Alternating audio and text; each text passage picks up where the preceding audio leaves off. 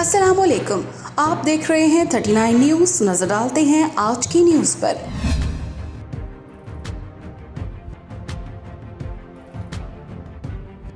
تفصیلات جانتے ہیں اپنے نمائندے سے۔ یونان میں کسانوں کے احتجاجی مظاہروں نے شدت اختیار کر لی ہے اور ملک بھر میں تقریباً 200 ٹریکٹروں اور درجنوں بسوں سمیت کسان دارالحکومت ایتھنز میں داخل ہو گئے ہیں۔ کسانوں نے یونانی پارلیمنٹ کے سامنے حکومت کے خلاف سخت احتجاج کرتے ہوئے شہر کے مرکز کو بھی بلاک کر دیا۔